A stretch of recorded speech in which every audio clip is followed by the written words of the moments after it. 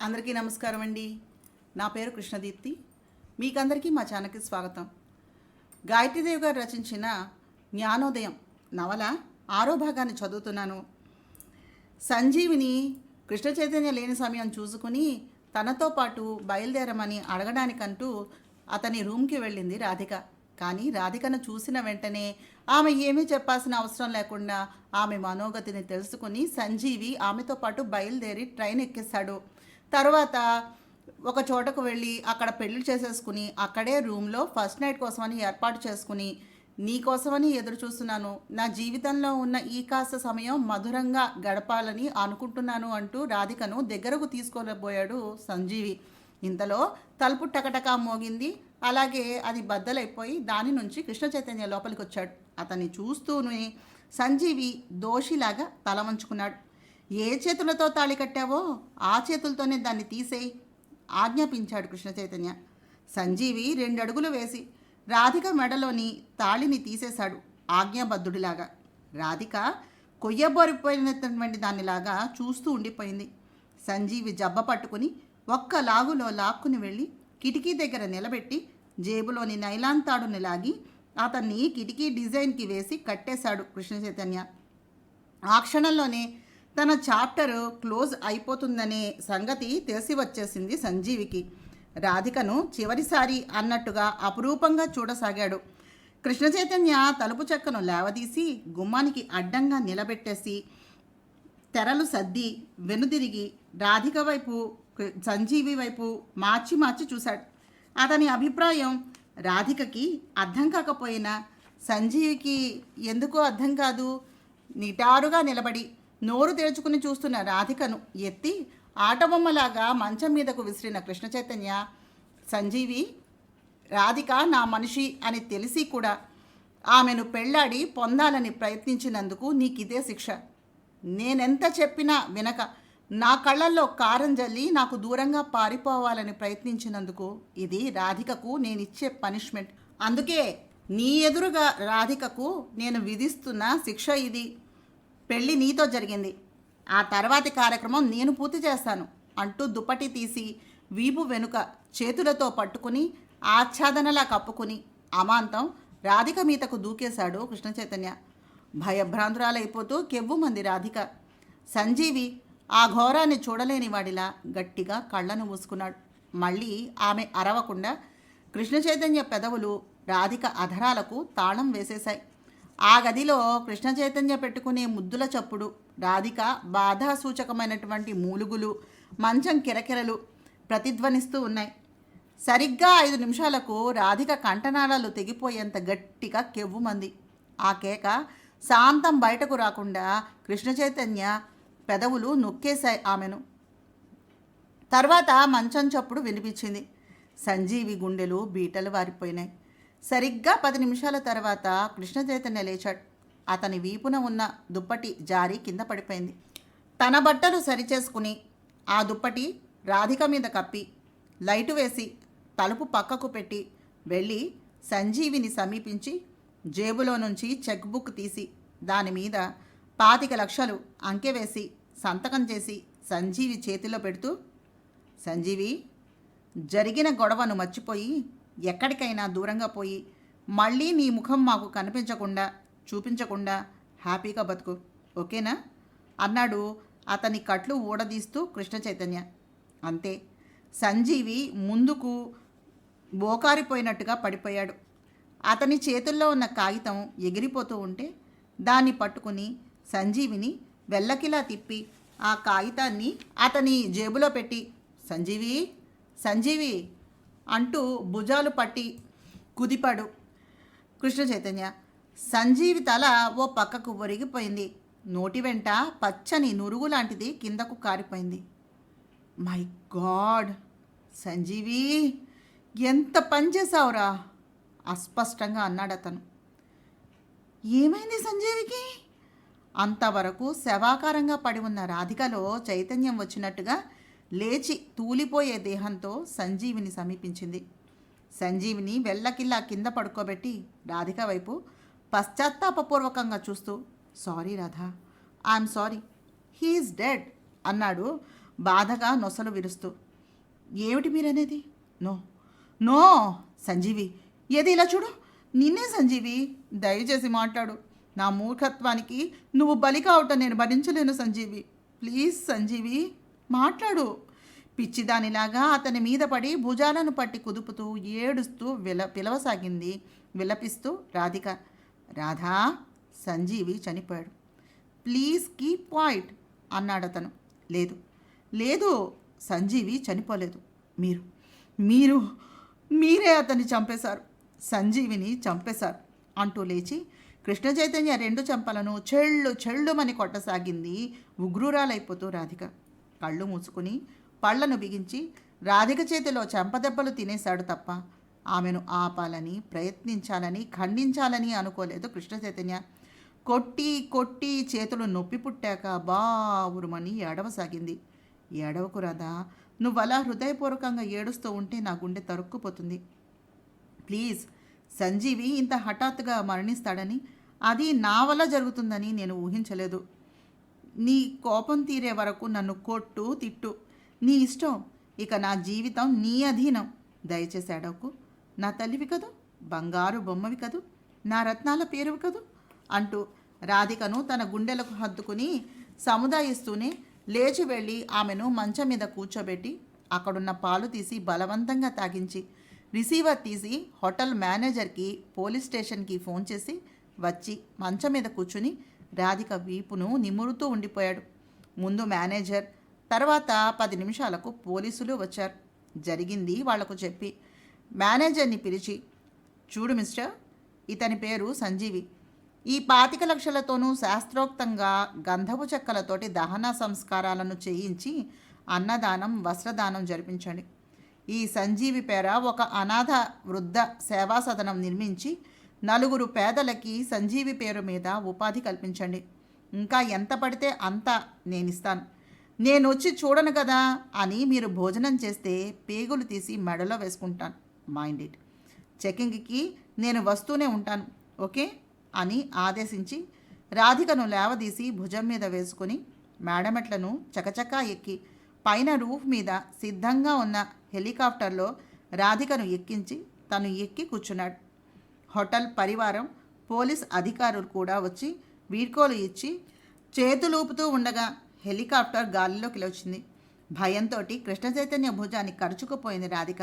ఆమె భుజం తట్టి మృదువుగా వీపును నిమిరాడు. రెక్కలు సాచుకుని పక్షిలా మేఘాలను చీల్చుకుంటూ దూసుకుపోతోంది హెలికాప్టర్. కృష్ణాపురం విశాలమైనటువంటి మైదానంలో పుష్పక విమానంలాగా దిగింది హెలికాప్టర్. టకటకమని గుర్రపు డెక్కల చప్పుడు వినిపిస్తూ ఉండగా గుర్రపు కోచు వచ్చి ఆగింది అక్కడ. హైదరాబాద్లో దిగేస్తాను, నాన్నగారికి ఆలస్యం అవుతుందేమో, నువ్వు వెళ్ళిపో అన్నాడు కృష్ణ చైతన్య పైలట్ని చూస్తూ. మిమ్మల్ని కృష్ణాపురం చేర్చి రమ్మన్నారు నన్ను. ఏకంగా మన బిల్డింగ్ మీద దింపేస్తాను అన్నాడతను. వద్దు, నేను హెలికాప్టర్లో వచ్చినట్టు ఇంట్లో వాళ్లకు తెలియకూడదు. ఇక్కడ దించే, వీరయ్య సిద్ధంగా ఉంటాడులే అన్నాడు కృష్ణ చైతన్య. ఆ మాటలు విని మౌనంగా ఉండిపోయింది రాధిక. ఇప్పుడు ఆమెకు కృష్ణ చైతన్య అంటే భయం కానీ, బెదురు కానీ, కంగారు కానీ ఏమీ లేవు. ఆ విధంగా తొలి కలయికలోనే మొదటి స్పర్శతోనే స్వర్గాన్ని, నరకాన్ని కూడా చూపించేశాడు కృష్ణ చైతన్య. అంతేకాక దారి పొడవునా ఏం మాట్లాడకపోయినా రాధికను ఒక్క క్షణం ఏమరకుండా గుండెలకు హత్తుకుని వీపు, తల నిమురుతూ నిశ్చింతను, ఊరటను, స్థిమితాన్ని కల్పించాడు. తన మాటల ద్వారా కాదు, చేతల ద్వారా అతను చూపించే ఆదరణ, ఆత్మీయత, ఆపేక్ష చూస్తూ ఉంటే రాధికకు విస్మయం కలగసాగింది. ఆమె ఆ రకమైన ఆదరణ, ఆత్మీయత, ఆపేక్ష సుచిత్రాదేవి దగ్గర కూడా ఎరగదు. ఆ ఆపేక్షలో తల్లి మమకారం, ఆ ఆత్మీయతలో తండ్రి వాత్సల్యం, ఆ ఆదరణలో భర్త అనురాగం కూడా మొదటిసారి అనుభవిస్తూ తను చేరవలసినటువంటి గమ్యానికి చేరుకున్నంత తృప్తిని పొందింది రాధిక హృదయం. కృష్ణ చైతన్యకు ఏ సమయంలో ఏమివ్వాలో బాగా తెలిసినట్టు కూడా అనిపించి ఆమెకు ఆశ్చర్యం వేసింది. ఆ నేర్పరితనానికి ఆడవాళ్ల మనస్సులు బాగా స్టడీ చేసిన వ్యక్తిలాగా అనురాగమే కృష్ణ చైతన్యగా రూపం ధరించినట్టుగా కనిపించసాగింది ఆమె కనులకు. తను దిగి చేతులు చాపి పసిపాపను దింపుతున్నట్టుగా హెలికాప్టర్ దింపాడు రాధికని. ఆమె చెయ్యి పట్టుకుని 7 అడుగులు వేసి గుర్రపు కోచ్ ఎక్కి రాధికకు చెయ్యి అందించాడు. ఆమెను సీట్లో కూర్చోబెట్టి తను కూర్చుని మళ్ళీ ఆమెను దగ్గరకు లాక్కున్నాడు. రాధిక అతని గుండెల్లో ముఖాన్ని దాచుకుంది. చల్లని గాలి వేస్తూ ఉంటే టకటకమని లయబద్ధంగా గుర్రపుటెక్కల చప్పుడు చేస్తూ పరిగెడుతూ ఉన్నాయి 4 శ్వేత అశ్వాలు. అవే తెల్లని గుర్రాలు. కృష్ణ చైతన్య చేతుల్లో ఒదిగిపోయిన రాధికకు కంచుకోట లాంటి దుర్భేద్యమైనటువంటి రక్షణ కలుగుతున్నట్టుగా అనిపించింది. ఎప్పుడూ అర్థం కాని ప్రశాంతత పొందుతూ ఉంది ఆమె మనస్సు. 3 కిలోమీటర్ల దూరం పరిగెట్టిన తరువాత పెద్ద రాటి కట్టడం లాంటి దుర్భేద్యమైన కోట ద్వారం కనిపించింది. 2 లారీలు ఒకేసారి లోపలికి వెళ్లేంత విశాలంగా ఉంది దాని గేట్లు. అవంతా తెరిచారు. 2 గూర్ఖాలు గుర్రపు కోచులోని యువరాజా వారికి శాల్యూట్ చేస్తూ ఆ కృష్ణాపురం కోట ముఖద్వారం దాటి మరో కిలోమీటర్ దూరం అందమైనటువంటి ఉద్యానవనంలో సిమెంటు రోడ్డు మీద పరిగెట్టినటువంటి గుర్రపు కోచు లోపల మరో అందమైన గేటు ఉంది. దాన్ని కూడా 2 గూర్ఖాలు తెరిచి శాల్యూట్ చేశారు. అది దాటాక అందమైన సరోవరం, దాని చుట్టూతా సిమెంటు రోడ్డు. ఆ రోడ్డుకి అవతల గుండ్రంగా 8 భవనాలు ఉన్నాయి, 3 అంతస్తులతోటి. వాటిలో కుడివైపునున్న మొదటి భవనం దగ్గరకు వచ్చి ఆగింది గుర్రపు కోచ్. ఆ తోటమాలి పరిగెత్తుకుంటూ వచ్చి గేటును తెరిచాడు. ఆ గేటుకి ఇరువైపులా కరవేర వృక్షాలు గుత్తులు గుత్తులుగా విరబూసి ఉన్నాయి. ఆ గేటులో నుంచి పోర్టుకోలోకి వెళ్ళి ఆగింది వరండా ముందు కోచ్. డ్రైవర్ వచ్చి డోరును తెరిచాడు. కృష్ణ చైతన్య దిగి రాధికకు చేయి అందించి దింపాడు. అతనితో పాటు వరండా మెట్లను ఎక్కి ఆ భవనం ముఖద్వారం సమీపించిన రాధిక విస్మయంతో కనులు పెద్దవి చేసింది. ఆ ద్వారానికి సమీపించినప్పుడు ఆమె హృదయం రకరకాల భావాలతో స్పందించింది. పైన బంగారు రంగు అక్షరాలు మెరుస్తూ కనిపించాయి. చిన్నదేవేరి యువరాణి రాధాంబికాదేవి గారి మందిరం అని అక్కడ ఉంది. రాధాంబిక అంది అస్పష్టంగా రాధిక. అంటే నువ్వన్నమాట. ఈ మందిరం ప్రత్యేకం, నీకోసం నిర్మించబడింది అన్నాడు కృష్ణ చైతన్య చిరునవ్వుతోటి. ఆ ద్వారానికి 2 వైపులా స్వాగత సుమాంజలు సమర్పిస్తూ 2 పాలరాతి సుందరీమణులు ఉన్నటువంటి శిల్పాలున్నాయి. కాలింగ్ బెల్ నొక్కాడు కృష్ణ చైతన్య. వెంటనే ద్వారం తెరుచుకుంది. 50 వయస్సు దాటిన ఓ ముత్తైదువ బయటకు వచ్చి రాధికా కృష్ణ చైతన్యలకు హారతి తీసి ఇచ్చింది. కుడిపాదం పెట్టిరా, ఇక ఇది నీకు శాశ్వతమైనటువంటి స్థిర నివాసం అన్నమాట అన్నాడు కృష్ణ చైతన్య. రాధిక ఎర్రబడిన వదనంతో కుడిపాదం మోపి లోపలికి వెళ్ళింది. పెద్ద విశాలమైనటువంటి హాలు, దాని చుట్టూతా 5 గదులు. హాలు మధ్య మందార పుష్పం లాంటి ఫౌంటైన్. కృష్ణ చైతన్య రాధిక చెయ్యి పట్టుకుని మెట్లెక్కించి పైకి తీసుకుని వెళ్ళి డోర్ సమీపించాడు. ఆ గుమ్మం పైన రాధాంబికాదేవి శయన మందిరం అనే బోర్డు ఉంది. తలుపును తీశాడు. చల్లగా ఎయిర్ కండిషనర్ పనిచేస్తూ కనిపించింది. ఓ చిన్న సైజు ఇల్లంత విశాలంగా సకల సౌకర్యాలతో ఐశ్వర్యప్రదంగా సువాసన భరితంగా ఆహ్లాదకరంగా కనిపించింది. రాధిక వణికిపోవటంతో ఎయిర్ కండిషనర్ని ఆఫ్ చేసి ఫ్యాన్స్ వేశాడు. అవి 5 ఉన్నాయి. 2 కప్పులతోటి స్ట్రాంగ్గా ఉన్నటువంటి కాఫీలు వచ్చాయి. ఓ కప్పు రాధికకు ఇచ్చి తనొకటి తీసుకుని ఆమె మంచం మీద కూర్చోబెట్టి పక్కన కూర్చున్నాడు. అంత చిక్కగా అద్భుతంగా ఉన్న కాఫీ ఇంతవరకు జీవితంలో ఎప్పుడూ తాగలేదు రాధిక. ఆ కాఫీ తాగేసరికి నూతనోత్సాహం వచ్చినట్టుగా ఉంది. రాధికను తీసుకుని వెళ్ళి అటాచ్డ్ బాత్రూమ్ చూపించాడు కృష్ణ చైతన్య. తను బయటకు వెళ్ళి డోర్ వేస్తూ ఆ బాత్రూము అత్యాధునికంగా అద్భుతంగా ఉంది. ఆ బాత్రూమ్కి పెట్టిన డబ్బుతోటి ఒక మనిషి జీవితాంతం కాలు మీద కాలు వేసుకుని కూర్చుని తినగలడు అనిపించింది రాధికకి. హాట్ వాటర్ కూడా ఉంది. ముఖము కాళ్ళు చేతులు కడుక్కుని వచ్చింది. ఆమెను తీసుకుని వెళ్ళి మంచం మీద పడుకోబెట్టి దుప్పటిని కప్పి తలని మురుతూ ప్రశాంతంగా నిద్రపో, ఉదయం కలుద్దాం, ఓకేనా అనేసి డోర్ మూసి వెళ్ళిపోయాడు. రాధిక తన ప్రమేయం లేకుండానే కన్నులు మూతలు పడి నిద్రలోకి జారిపోయింది. మళ్ళీ ఆమెకు మెలకువ వచ్చేసరికి హారతిచ్చిన పరిచారిక ఉంది పక్కన. గబాల్న కళ్ళు తెరిచి చూస్తూనే కంగారుగా లేచింది. గాబరా పడకమ్మా, ఇప్పుడు సమయం 8 అయింది. 9ంటికి యువరాజా వారు తమన్ని పరిచయం చేయటానికి ఫ్యామిలీని తీసుకొస్తారంట. ఆ టైంకి మిమ్మల్ని లేపి రెడీ చెయ్యమని ఫోన్ చేశారు. మీరు లేస్తే తలంటి పోయిస్తా అంది పరిచారిక. నేను తలంటి పోసుకుంటానులే, నువ్వెళ్ళి నీ పనిని నువ్వు చూసుకో అంది రాధ. చూడండమ్మా, మీరు ముఖం కడుక్కొని వస్తే కాఫీ అట్టుకొస్తా, ఆ తరువాత తానాలాడండి. ఇందులో మీ సీరలున్నాయి, ఇందులో నగలున్నాయి అని 2 పెద్ద పెద్ద బీరువాలు చూపించింది. ఇంతలో ఇంకో పరిచారిక కాఫీని తీసుకొచ్చింది. నేను మౌత్ వాష్ చేసుకోవాలి అనేసి బాత్రూంలోకి వెళ్ళిపోయింది. ఆమె ముఖం వాష్ చేసుకుని వచ్చేసరికి కాఫీ ఇచ్చింది. అది సేవించేసరికి 2 పరిచారికలు వచ్చి ఆమెను బలవంతంగా బాత్రూంలో కూర్చోబెట్టి సుగంధ పరిమళాలు వెదజల్లే నలుగు పెట్టి పన్నీటితోటి స్నానం చేయించారు. రక్తపు మరకలతో ఉన్న రాధిక చీర చాకలి తీసుకుని వెళ్ళిపోయింది. రాధిక ప్రమేయం లేకుండా తలంతా తుడిచి సాంబ్రాణి పొగను వేసి జుట్టు చిక్కు తీస్తూ ఆ జుట్టు అందానికి ఒత్తుకి పొడవుకి మురిసిపోయారు వారంతా. డ్రెస్సింగ్ టేబుల్ దగ్గర కూర్చోబెట్టి బట్టలను ఇచ్చారు. ఆ బ్లౌజు పూసినట్టుగా సరిపోయింది రాధికకి.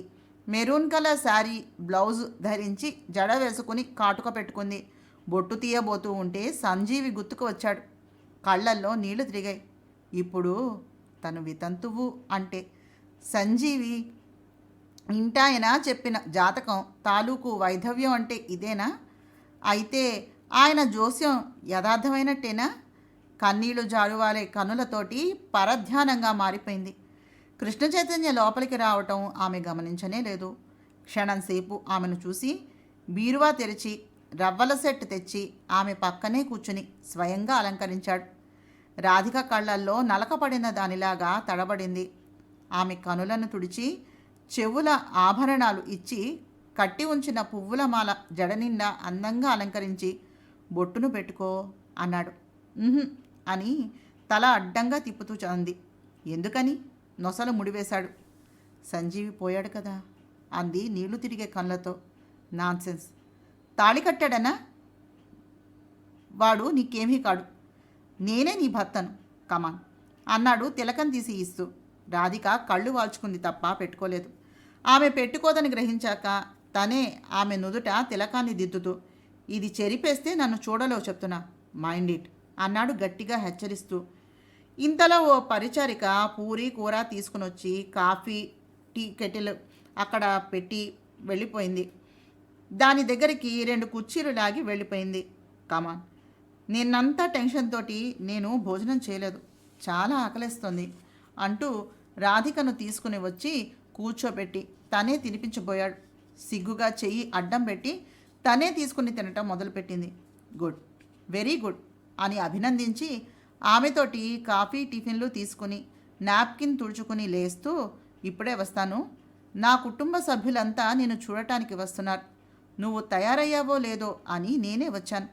నా మాటల ద్వారా నీ అందం గురించి వాళ్ళంతా విన్నారు, ఈవేళ స్వయంగా చూడాలని వస్తున్నారు, గెట్ రెడీ అనేసి వెళ్ళిపోయాడు.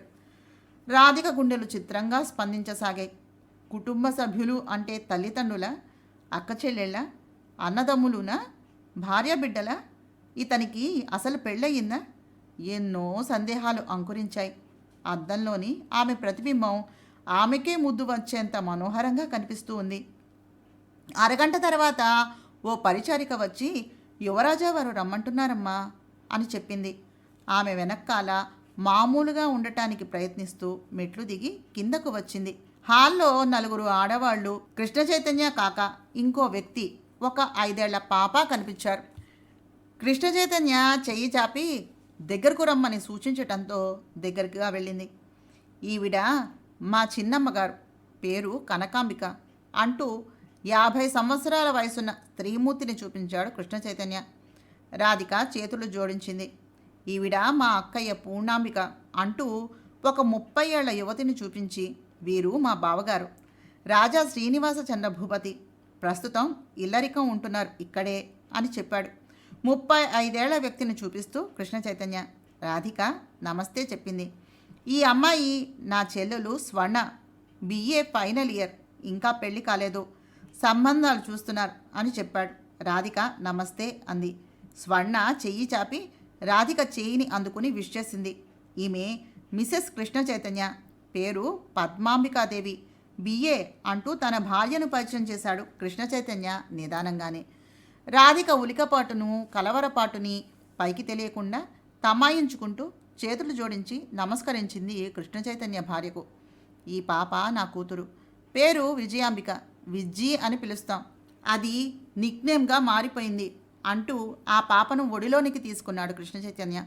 విజ్జి బొద్దుగా, ముద్దుగా, పచ్చగా, ఒత్తైన గిరజాల జుట్టుతో, గుండ్రని పెద్ద కాంతి పుంజాల వంటి కనులతో, ముద్దులోనికే మాటలతో, మురిపాల మూటల అందరి దృష్టి తన వైపు ఆకర్షించుకునేంత ఉత్సాహంగా, చలాకీగా, ముద్దబంతి పువ్వులాగా ఉంటుంది. ఆ పిల్లలో తల్లి పోలికల కంటే తండ్రి పోలికలు బాగా ఎక్కువగా కనిపిస్తాయి. నరసమ్మ అనే పరిచారిక కాఫీలు ట్రేలో పెట్టుకుని తీసుకుని వచ్చింది. కృష్ణ చైతన్య సైగని అర్థం చేసుకుని అందరికీ తలో కప్పు తనే ఇచ్చింది రాధిక. కనకాంబిక ఎర్రగా, అందంగా, పుష్టిగా, పొట్టిగా, అతిశయంగా, దర్పంగా, వెడల్పాటి అంచున్న పట్టుచీరలో ఒంటి నిండా రాళ్ల నగలతో దగదగా మెరిసిపోతోంది. రాణివాసపు దర్జా అంతా ఆమె ఒలకబోస్తూ ఉన్నట్టుగా ఉంది. పూర్ణాంబిక తెల్లగా, అమాయకంగా, అందంగా, పొడుగ్గా, దానికి తగిన ఒళ్ళుతో, సిరులోలికే కనులతో, కల్మషం ఎరుగని చిరునవ్వుతో, హుందాగా, పట్టుచీరలో, విలువైన నగలతో పార్వతీదేవిలా ఉంది. స్వర్ణ గులాబీ రంగు శరీర ఛాయతో, రేకులు విచ్చిన సోయగంతో, సన్నగా, సుకోమలంగా, ముట్టుకుంటే కందిపోయేలా లావణ్య రసలా ఉంది. గండు మీనుల్లాంటి కనులు, నాజూకైన ముక్కు, అందంగా పాలనేరు గులాబీలాగా పంజాబీ డ్రెస్సులో చాలా సింపుల్గా, కలుపుగోలుగా, ఆసక్తిగా నిండినటువంటి కళ్ళతో ముద్దురాలి వలె ఉంది. ఇక పద్మాంబిక ఎరుపు, తెలుపు మిశ్రమమైనటువంటి రంగు, కలువరేకుల్లాంటి విశాల నయనాలు, సంపంగి వంటి నాసిక, కొట్టవచ్చినట్టుగా కనిపించే వంపు సొంపులు, సుందరమైనటువంటి ముఖపద్మం, లేగులాబీ రేకుల్లాంటి అధరాలు, గిరజాల సిరిముంగురులు, నడుమ వరకు ఒత్తైనటువంటి వెడల్పాటి జడలో ఒకే ఒక్క గులాబీతో, ఒగరుతో అందంగా, బింకంగా కనిపించేటటువంటి అపురూపమైన సోయగంతో, అమాయకత్వంతో కూడిన మూర్ఖత్వంతో, అతిశయము, అహంకారము నా సొత్తు అన్నట్టుగా ఎంతసేపు చూసినా చూడాలనిపించే లక్ష్మీ కళతో రేకులు విచ్చిన నవ కుసుమం వలె శోభిస్తూ ఉంది. ఇంత అందమైన భార్య ఉండగా ఈ కృష్ణ చైతన్య గడ్డిపూల కోసమని ఎందుకులు పరుగులు పెట్టాడో అనిపించగానే గాఢమైనటువంటి నిట్టూర్పు వచ్చింది రాధిక నోటి నుంచి. చిన్నమ్మ, ఈ అమ్మాయే నా ఊహ సుందరి, పేరు రాధిక అన్నాడు కృష్ణ చైతన్య పరిచయపూర్వకంగా చెబుతూ. రెప్ప వేయటం, కళ్ళు తిప్పటం, ముఖంలో కనిపించే దిగ్భ్రాంతిని దాచుకోవాలని కూడా తోచనంత ఆశ్చర్యంతో ముగ్ధులై తిలకిస్తూ ఉండిపోయారు. ఫోన్ రింగ్ అవటంతో చెయ్యి చాపి అందుకుని హలో అన్నాడు కృష్ణ చైతన్య. ఏదో లోకంలో విహరించే అంతా వాస్తవంలోకి వచ్చి కొంచెం సిగ్గుపడ్డారు. అత్తయ్య, ఇంకా వెళ్దామా అంది పద్మ లేచి నిలబడుతూ. పద్మ, ఒక్క క్షణం కూర్చో అని ఫోన్లో 10 నిమిషాల తర్వాత చెయ్యమని వచ్చి నరసమ్మకు సైగ చేశాడు. కూర్చోమని వాళ్ళు అనలేదు, రాధిక కూర్చోలేదు. 4 జతల కనులు తనని చూస్తూ ఉంటే తను ఆ హాల్లోని అలంకరణను గమనిస్తూ ఉండిపోయింది రాధిక. నరసమ్మ 4 జాకెట్ పీసులు, వెండి కుంకుమ భరణలు పెట్టి ఇచ్చి రాధికకు ఇచ్చింది. బొట్టు పెట్టి ఇవ్వండమ్మా అంటూ. రాధిక ఆ 4 బొట్టు పెట్టి వాటిని ఇచ్చింది. అందుకుని మళ్ళీ ట్రేలో పెట్టేస్తూ తెచ్చి ఇవ్వవే అంటూ లేచారు. మీరు వస్తారా అంది వెళ్ళబోతూ ఆగి భర్తను పద్మాంబిక. నేనోసారి హైదరాబాద్ వెళ్ళాలి, అర్జెంటుగా పని ఉంది అన్నాడు కృష్ణ చైతన్య. సరే మరి, మేము వెళ్తున్నాం అనేసి విసురుగా వెళ్ళిపోయింది పద్మాంబిక. ఆ విసురులోనే తన అలకను స్పష్టం చేస్తూ రానని పేచీ పెట్టే విజ్జిని బలవంతంగా లాక్కుని వెళ్ళిపోయింది అక్కడి నుంచి. సాయంత్రం 6 కావస్తూ ఉండక రాధికను వెంటబెట్టుకుని బయలుదేరాడు కృష్ణ. ఫ్యామిలీ సభ్యులను పంపించాక ఉదయం రాధికను పైకి వెళ్ళి రెస్ట్ తీసుకోమని తను నిజంగానే హైదరాబాద్ వెళ్ళొచ్చాడు. కృష్ణాపురానికి హైదరాబాదు 2 గంటల ప్రయాణం. రాధిక కాలక్షేపం కోసమని టీవీ పెట్టి వెళ్ళింది నరసమ్మ. పిక్చర్ పూర్తి అయ్యేసరికి నరసమ్మ వచ్చి భోజనం ఇక్కడికి తీసుకుని రమ్మంటారా అమ్మా, తమరు వస్తారా అని అడిగింది. రావచ్చు అంటే నేను వస్తాను అంది రాధిక లేస్తూ. రండమ్మా, ఇదంతా మీ సొంతం. యువరాజా వారు ప్రత్యేకంగా మీకోసమే ఈ భవనాన్ని నిర్మించారు. ఇది కట్టించి 5 ఏళ్ళైతే ఇప్పటికీ నివాసయోగ్యం అయింది. ఆయన కలలు ఈనాళ్లకు ఫలించినాయి అంది నరసమ్మ. కింద ఓ 25 మంది పరిచారికలు కనిపించారు. వీళ్ళంతా ఎవరు? అంది ఆశ్చర్యంగా. మీకు సేవ చేయడానికి వచ్చిన పరివారం తల్లి, అంది నరసమ్మ. ఇంతమంది ఎందుకు? ఒకరిద్దరు చాలు. అయినా నాకు మీరేం చేయాలి? కాళ్ళు చేతులు ఉన్నాయిగా, నేను చేసుకోగలను, అంది రాధిక. అమ్మో, అలా అనకండమ్మా. ఇక్కడ చేయించుకుంటారు కానీ చేసుకోరు. అది ఆచారం. యువరాజా వారికి కోపం వస్తుందేమో, అంది నరసమ్మ. రాధిక భోజనం చేసి ఒక్కపొడి వేసుకుని పైకి వచ్చి నిద్రపోయింది. 4ంటికి లేచి ముఖం వాష్ చేసుకుని వేడివేడిగా పలహారము టీ తీసుకుని కారిడార్లో నిలబడి తోటను చూస్తూ ఉండిపోయింది. ఇంతలో కింద నుంచి ఎవరో తప్పట్లు కొట్టి పిలిచినట్టుగా తోచి కిందకు చూసింది. అక్కడ తెల్లని మల్లెపువ్వు లాంటి బట్టల్లో కృష్ణ చైతన్య ఉన్నాడు. ఎందుకో అతన్ని చూడగానే బుగ్గలలోకి వెచ్చని ఆవిరి వచ్చింది. హృదయం చిత్రంగా స్పందిస్తూ ఉండగా కిందకు వచ్చింది. చెయ్యి చాపి ఆమె చెయ్యి పట్టుకుని తన వెంట తీసుకుని వెళుతూ, ఎక్కడికి అని అడగవేంటి అన్నాడు నవ్వుతూ. మీరే చెబుతారని, అంది రాధిక. థ్యాంక్ గాడ్, నా దేవేరి నాతో మాట్లాడుతోంది. ఇప్పటికీ నా జన్మ ధన్యమైంది అన్నాడు చిరునవ్వుతో ఆమె నడుం చుట్టూ చెయ్యి వేసి అడుగులు వేస్తూ. రాధిక ఆ చేతిని సున్నితంగా తోసేసింది. ఏ, ముట్టుకోకూడదా? నొసలు ముడివేశాడు. కూడనిదేముంది, ఎవరైనా చూస్తే ఏమనుకుంటారో అని, అంది రాధిక చుట్టూ బిడియంగా చూస్తూ. నిన్న రాత్రి నేనేం చేశానో అందరికీ ఈ పాటికి తెలిసే ఉంటుందిలే, ఇంకా ఎందుకీ భయం? నరసమ్మ పైకి కనిపిస్తున్నంత సామాన్యురాలేమీ కాదు. ఇక్కడ ఏం జరిగినా టౌకు వేయాల్సిన అవసరం లేకుండానే మన వాళ్ళందరికీ చెప్పేసి వస్తుంది. కావాలనే దాన్ని నీ దగ్గర ఏర్పాటు చేశాను. అలా ఏర్పాటు చేసేలా చేసింది పద్మ. అది ఉండగా మనం ఒళ్ళు దగ్గర పెట్టుకోవడమే మంచిదిలే, అన్నాడు.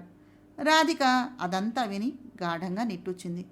నేనెవరికి భయపడను, కానీ నటిస్తాను పద్మ సంతృప్తి కోసమని. పోను పోను నా మనస్తత్వం నీకే అర్థమవుతుందిలే, అన్నాడు నవ్వుతూ. రాధిక ఏమీ చేయలేక మౌనంగా అనుసరించింది అతన్ని. రాధా, ఈ మందిరం మా అక్కయ్య పూర్ణాంబికాదేవి గారిది. బావగారు కూడా ఇందులోనే ఉంటారు. ఇటు చూడు, నీ మందిరానికి ఎదురుగా ఉన్నది మా చెల్లెలు స్వర్ణాంబికాదేవి మందిరం. దాని తర్వాత కనిపించేది నాది. ఆ తర్వాత కనిపిస్తున్నది నా భార్య పద్మాంబికాదేవేరి గారి భవనం. ఇక్కడ అక్క మందిరం తర్వాత ఉన్నది మా చిన్నమ్మ కనకాంబికాదేవి గారి మందిరం, అన్నాడు ఎదురు బొదురుగా ఉన్నటువంటి భవనాలను చూపిస్తూ కృష్ణ చైతన్య. మరి ఆ 2 భవనాలు ఎవరివి? అంది మధ్యగా ఉన్న భవనాలను చూస్తూ. ఇప్పుడు మనం వెళ్ళేది అక్కడికే, చెప్తానుండు, అన్నాడు నవ్వుతూ. ఇంచుమించుగా సరోవరం ఈ చివరి నుంచి ఆ చివరి వరకు ఉంది. దాని మధ్యన స్విమ్మింగ్ పూల్ ఒకటి ఉంది. ఆ తోటంతా ఎక్కడలేని ఫలవృక్షాలతోటి పూల వృక్షాలతోటి అద్భుతంగా సువాసనలు వెదజల్లుతున్నట్టుగా ఉంది. సరోవరం చుట్టూ అందంగా చెక్కిన శిల్పాలు ఒకవైపు, రామాయణంలోని దృశ్యాలు మరోవైపు. శ్రీకృష్ణ లీలలు, రామాయణాన్ని, భాగవతాన్ని ఆ శిల్పాలను చూసి తెలుసుకునేలా ఉన్నాయి. రాముని రూపం, శ్రీకృష్ణ పరమాత్మ రూపం ముగ్ధ మనోహరంగా కనిపిస్తూ చూసేవాళ్ల దృష్టిని అయస్కాంతంలాగా ఆకర్షించేలా ఉన్నాయి. అందమైన శిల్పసుందరీమణుల శిల్పాలు, రంగురంగుల బల్బులతోటి మరింత అందమైన ఫౌంటైన్స్, విద్యుద్దీప కాంతితో పట్టపగల్లాగా ప్రకాశిస్తూ ఉన్నాయి పరిసరాలు. దారిలో చుట్టలు చుట్టుకుని కాచుని పడగ ఎత్తి ఆడుతోంది ఒక నల్లతాచు.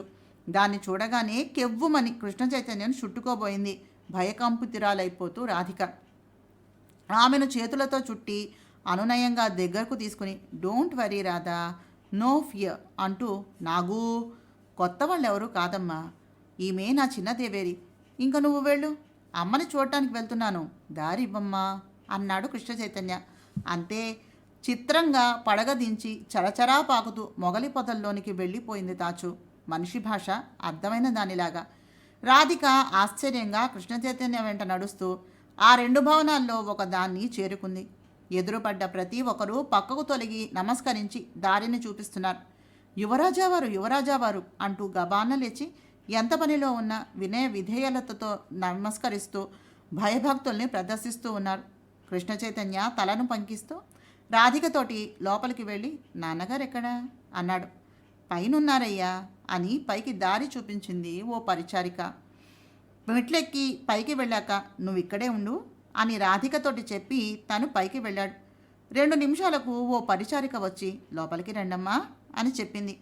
రాధిక పైటను భుజాల చుట్టూ వేసుకుని పరిచారిక వెంట లోపలకు వెళ్ళింది. లోపల బాలీసును ఆనుకుని ఓ చేతి మీదుగా కూర్చుని ఉన్నారు పెద్దరాజా ఆనంద భూపతి. పచ్చని రంగు, స్ఫురద్రూపం, పెద్ద కళ్ళు, విశాలమైన నుదురు, నిలువునామం తీర్చి అక్కడక్కడ నేసిన గిరజాల క్రాఫు, పైన సాలువా తప్ప ఏమీ లేదు. భుజం మీద ఖరీదైనటువంటి లుంగీలో మెడలో వజ్రాలు పొరిగిన గొలుసు, చేతికి ఖరీదైన డైమండ్ రింగు, చేతికి అందేంత దూరంలో 10 ఫోన్లు, విశాలమైన పడక, చుట్టూ బాలీసులు, 25 మంది కూర్చునేలా కృష్ణ చైతన్య ఆయన పక్కన కూర్చుని ఉన్నాడు. రాధికను చూస్తూనే రాధా మా నాన్నగారు అన్నాడు. రాధిక చేతులు జోడించి నమస్కరించింది. కల్పనాదేవి కలం పేరుతో గాయత్రీదేవి గారు రచించినటువంటి జ్ఞానోదయం నవలను చదువుతున్నానండి. నా ప్రయత్నం మీకు నచ్చినట్లయితే తప్పకుండా మా ఛానల్ సబ్స్క్రైబ్ చేసి, లైక్ చేసి, షేర్ చేసి, కామెంట్ చేయండి. నమస్తే.